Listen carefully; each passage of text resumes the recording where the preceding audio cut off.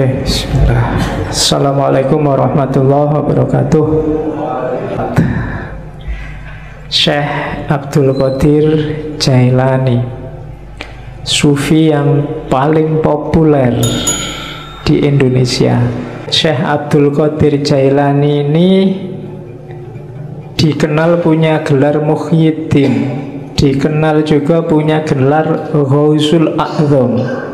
Ghausul A'zam itu penolong besar. Kenapa penolong besar? Ya karena ajaran-ajarannya membuat kita sadar terus selamat di akhirat. Akhirat itu kan urusan besar. Kalau pertolongan urusan dunia aja kita sangat terima kasih, apalagi urusan akhirat. Makanya beliau digelari Ghausul A'zam. Dan Ghaus ini kan jenis wali ranking 2 kelihatannya, di bawah kutub. Jadi beliau wali besar.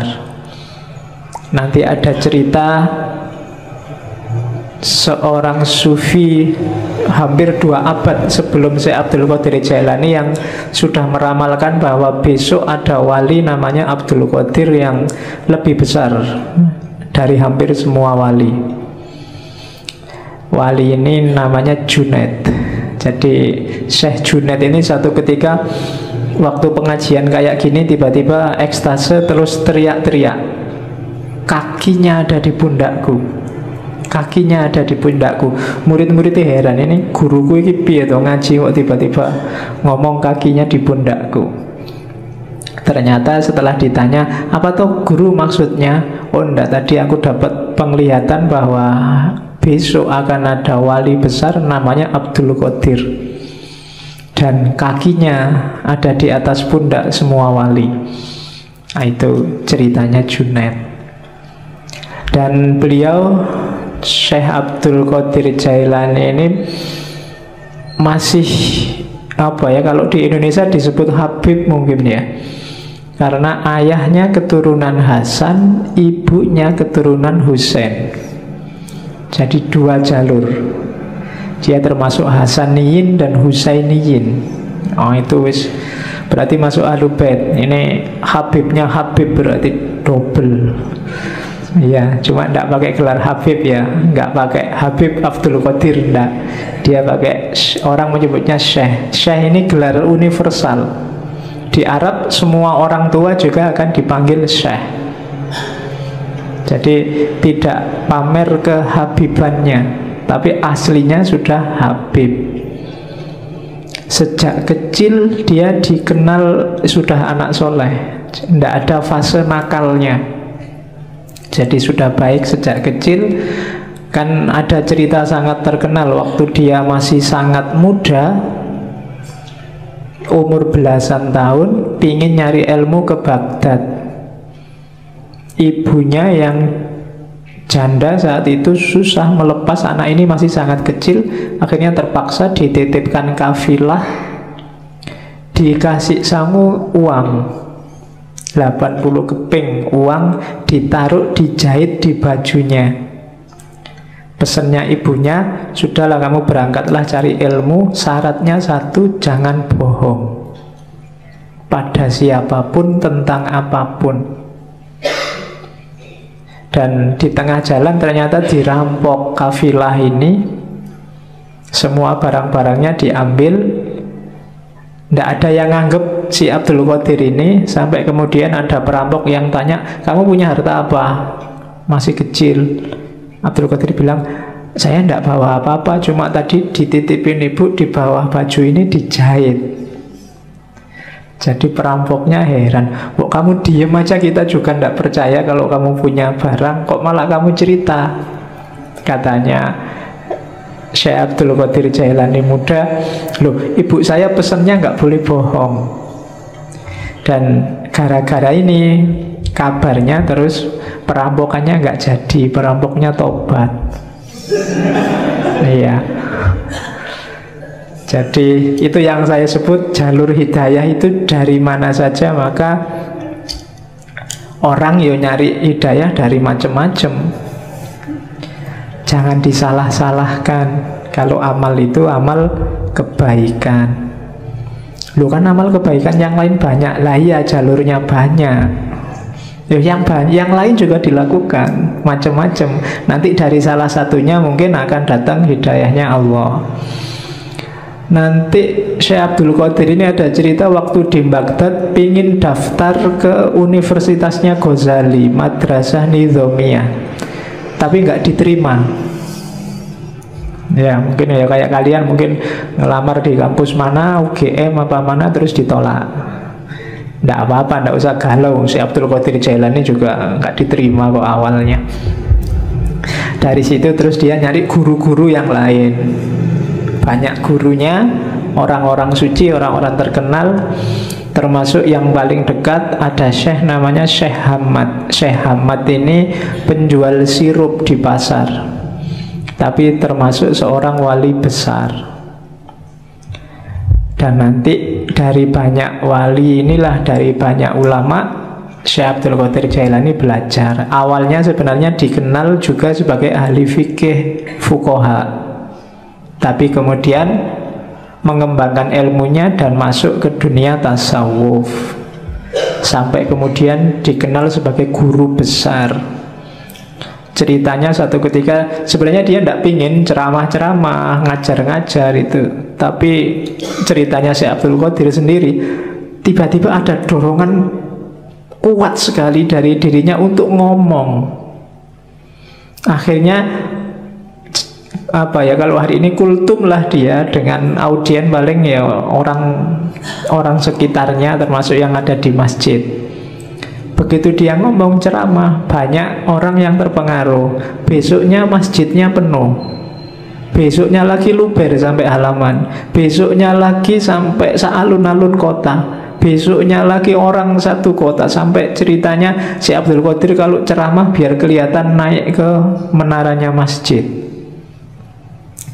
Jadi ya karena audiennya orang Baghdad, orang soleh-soleh. Kalau di Indonesia ya susah. Kamu ceramah sampai capek ya yang datang ya paling berapa zaman itu. Dan beliau dikenal kemudian sebagai wali besar dengan segala cerita. Kalau di kitab-kitab manaqib itu kan banyak cerita-cerita karomahnya. Itu yang sering dikritik oleh orang yang tidak suka manaqib. Di situ banyak cerita yang tidak masuk akal. Ya jawabannya gampang lah, namanya aja karomah. Definisinya yang khawarikul adat mesti. Ya pasti tidak masuk akal. Kalau masuk akal namanya bukan karomah. Kalau tidak aneh ya namanya bukan karomah. Itu kan sebagai bukti antara lain untuk menguatkan kewaliannya. Sama kayak Nabi dengan mukjizat. Mukjizat ya pasti nggak masuk akal. Untuk Nabi namanya mukjizat, untuk wali namanya karomah.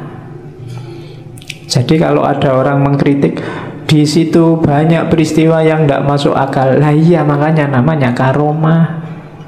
Kalau masuk akal namanya peristiwa biasa. Jadi itu tentang manaqib. Kapan-kapan kita ngomong cara menyikapi kisah-kisah luar biasa. Kalau dalam tradisi antropologi namanya mitos.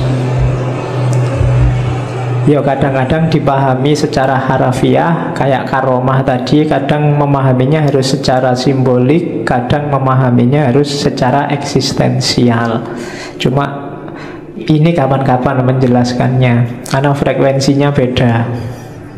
Malam ini frekuensinya frekuensi yang melampaui akal.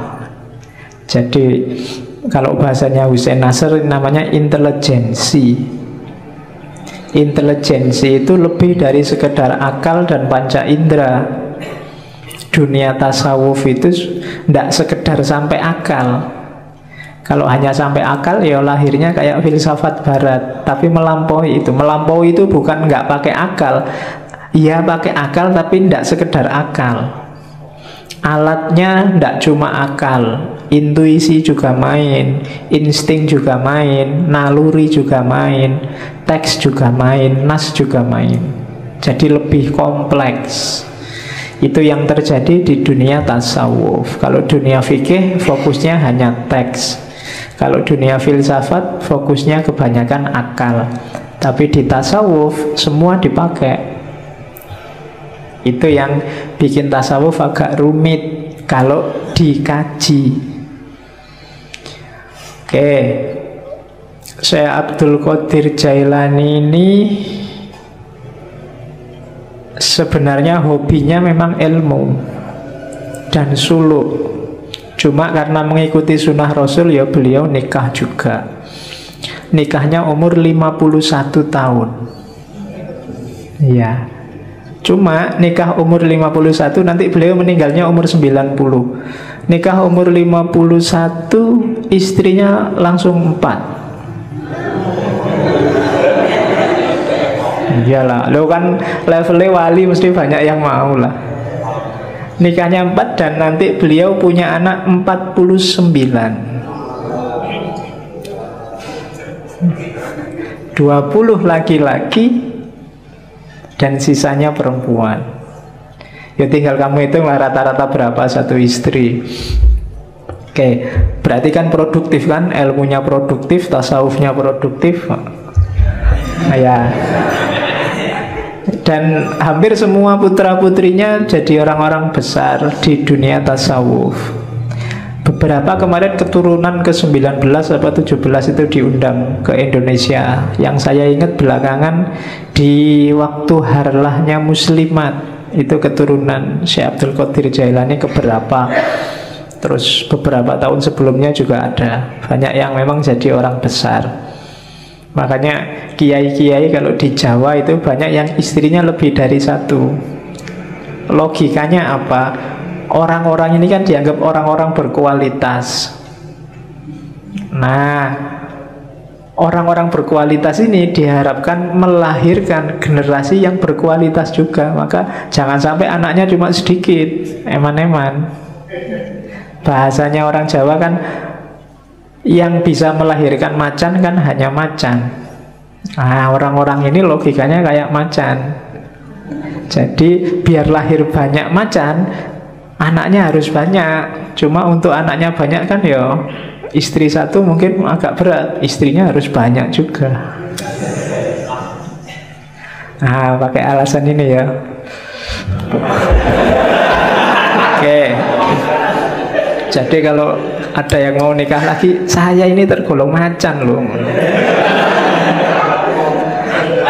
Iya, macan ompong ya. Oke. Jadi itu Syekh Abdul Qadir Jailani. Kitab-kitabnya yang paling terkenal 3, belum termasuk Sirrul Asror. Yang pertama Hunyah. Hunyah itu judul lengkapnya mungkin Al-Hunyatu fi Tolibi Torikil Haqi, apa-apa saya lupa. Tapi terkenalnya memang kitab Hunyah. Terus yang kedua Fathur Rabbani. Dan yang ketiga Futuhul Ghaib. Dan beberapa kitab-kitab kecil, risalah-risalah, termasuk Sirrul Asror. Sirrul Asror ini tipis kitabnya, bisa di-download langsung. Yang bahasa Arab, terjemahnya juga bisa di-download langsung. Tapi saya sangat rekomendasi jangan pakai terjemahan. Terjemahan saya lihat online itu ada beberapa kelihatannya pakai bahasa Melayu, Malaysia. Bukan urusan bahasanya, cuma urutan apanya ya, cara menerjemahkannya agak bulat, susah dipahami. Mending langsung bahasa Arabnya bagi yang ngerti bahasa Arab. Atau yang pingin terjemahannya, beli terjemahan yang resmi. Biasanya yang dicetak jadi buku dan dijual bebas, itu lebih tertib. Karena banyak yang menerjemahkan sendiri, tidak karu-karuan terus diupload. Kalau pengen ngerti aslinya ya memang dari Arabnya. Kitab itu tipis, babnya ada 24. Di awal Syekh Abdul Qadir Jailani bilang, kitab ini untuk murid-murid pemula. Jadi orang-orang pemula yang mau masuk ke dunia tasawuf. Babnya ada 24. Alasannya kalimat syahadat la ilaha illallah Muhammadur Rasulullah itu hurufnya ada 24. Dan 1 jam sehari juga ada 24 jam. Jadi saya akan nulis 24 bab dalam kitab yang nanti diberi judul Sirrul Asror. Ya malam ini kita cuplik beberapa, tidak semua ya. Kalau semuanya nggak mungkin. Saya ambil beberapa sesuai tema kita tentang ibadah. Jadi yang nanti hampir semua penjelasannya tentang ibadah nanti double 2. Ada ibadah lahir, ada ibadah batin. Ini terjemahan saya. Kalau di naskah aslinya ada ibadah syariah, ada ibadah thariqah. Dan saya tidak akan jelaskan yang ibadah syariah. Kalian pasti sudah ngerti semua. Kita fokus ke yang ibadah batinnya, meskipun dua-duanya saling terkait. Nanti kita lihat dasar-dasarnya, kemudian kita lihat praksis ibadahnya. Oke, bismillah, dimulai. Saya potong yang bagian awal ya. Tidak apa-apa, sekali-sekali pakai bahasa Arab biar kayak ngaji beneran. Jadi itu kalimat di bab awal, pembukaan. Sebenarnya sebelum itu ada beberapa uraian tentang cahaya, bahwa segalanya memang awalnya adalah cahaya. Nanti ada penjelasan tentang Nur Muhammad, kedudukan ilmu dan lain sebagainya. Cuma saya loncati biar tidak terlalu panjang dan kelihatannya di beberapa bagian perlu penjelasan khusus. Kalau sambil lalu agak susah, maka saya potong di level jamaah ngaji kita. Kan levelnya masih pemula semua. Jadi kita ambil yang bagian-bagian awal dulu untuk pemula. Itu kalimat awal. Fal ilmul munazzalu alaina ilmani. Ilmu yang diturunkan oleh Allah pada kita itu ada 2 jenis ilmu, 2 jenis pengetahuan. Zahirun wa batinun. Ada ilmu lahir, ada ilmu batin. Yakni asyariah wal ma'rifah. Yang lahir namanya syariat, yang batin namanya makrifat. Fa'amrun bisyari'ati ala dhohir, fa'amaro bisyari'ati ala dhohirina wabil ma'rifati ala batinina. Maka Allah memerintahkan untuk melaksanakan syariat terhadap lahiriah kita, jasmaniyah kita, wabil ma'rifah ala batinina, dan memerintahkan untuk makrifat pada batin kita. Lian tajah min ijtima'ihima ilmul haqiqah, supaya lahir dari persatuan syariat dan makrifat, yaitu ilmul haqiqah, pengetahuan tentang hakikat. Jadi ilmu itu 2, syariat dan makrifat, ilmu lahir dan ilmu batin. Yang syariah diperintahkan untuk lahir, yang makrifat diperintahkan untuk batin. Dua-duanya harus jalan. Jadi kalau ada orang bilang tasawuf itu anti syariat, berarti belum banyak membaca buku-buku tasawuf. Hampir semua sufi bilang makom itu, level dan suluk itu dimulai dari syariat. Cuma jangan berhenti di syariat. Syariat cuma lahirnya, butuh batinnya. Beliau menyebutnya makrifat. Jadi nanti kita lihat contohnya banyak nanti. Bagaimana lahir sama batin. Hidup kita kan juga begitu. Lahirnya ini ngaji. Cuma kalau batinnya nggak beres, ngajimu nggak ada nilainya. Ngaji cuma pingin nonton santri yang putri-putri misalnya. Nah, itu kan nggak dapat apa-apa. Mumpung kelihatannya sekarang banyak putrinya berangkat.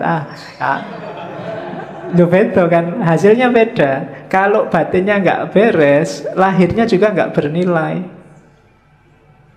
Tiap hari apel nganter, tapi di dalamnya nggak ada rasa apa-apa. Itu kan nggak ada nilainya nganternya sama apelnya. Nggak ada senengnya itu. Awalnya kan batin dulu, baru ada manifestasi lahirnya. Apapun itu, kuliah, apalagi kerja, apalagi bahkan makan, ini kan aspek-aspek lahiriah. Batinnya harus beres. Kuliahmu itu cari ilmu apa cari ijazah apa cari gelar? Makan itu biar kenyang apa biar hidup apa biar besar apa biar... Itu kan batinnya. Segalanya pasti ada lahirnya, ada batinnya. Dua-duanya harus beres. Batin juga enggak ada apa-apanya. Pak, saya ikhlas Pak ngaji itu Pak, tapi nggak pernah ngaji ya podo wae. Ya kan? Atau ngaji tapi niatnya ndak ikhlas, sama aja. Jadi harus gabung. Pak, saya kuliah itu ndak ngejar ijazah Pak, saya ndak ngejar gelar. Pokoknya saya nyari ilmu aja. Makanya saya sampai semester 14 nggak lulus-lulus. Wong memang nggak pernah masuk, nggak pernah datang ke kampus. Jadi podo wae, lahirnya nggak beres. Dua-duanya harus beres. Kalau dua-duanya harus beres, akan ketemu namanya ilmul hakikoh.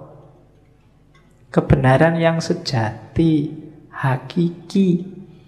Oh, ini toh hakikatnya. Itu loh.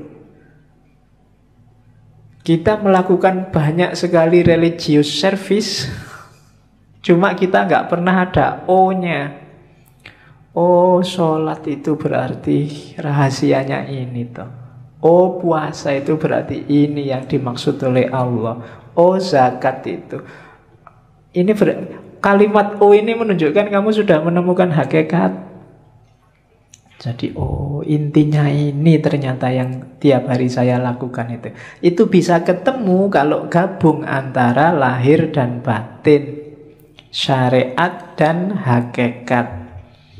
Itu kan di surat Ar-Rahman disebut terusannya marojal bahroini yaltaqiyan bainahuma barzakhul la yabghiyan. Jadi dua laut yang dibiarkan oleh Allah mengalir kemudian bertemu. Dua laut itu tafsirannya Syekh Abdul Qadir Jailani ya syariat dan makrifat. Ketika yaltaqiyan melahirkan hakikat. Bainahuma barzakhun, tapi la yabghiyan. Di antara keduanya ada batasnya, ada bedanya, tapi la yabghiyan, tidak saling menafikan, tidak saling menghoibkan. Dua-duanya penting, saling butuh. Wa illa famujarrodu ilmi dzahir la tahsulul haqiqah. Kalau tidak ada makrifat, tidak ada batin, maka ilmu lahir saja tidak akan bisa menemukan hakikat. Wala yasilu ilal maksud, dan tidak akan ketemu maksudnya. Wal ibadatu, dan ibadah itu, wal ibadatu al-kamilatu, yang sempurna, bihima, berdasarkan keduanya, la biwahidihima, tidak karena salah satunya. Jadi harus ada dua-duanya. Wa ma khalaqtul jinna wal insa liya'budun, dan tidak aku ciptakan jin dan manusia kecuali untuk menyembahku. tafsirnya si Abdul Qadir Jailani, ya liyak buduna itu ai sekaligus liyak rifuni, supaya kenal aku, supaya makrifat. Jadi ya bud itu ibadah zahir, di situ terkandung liyak rifuni, supaya kenal Allah, supaya makrifat. Kenapa? Ya faman lam ya'rifhu kaifa ya'budhu. Barang siapa ya, karena siapa yang tidak mengenalnya, bagaimana dia bisa menyembahnya?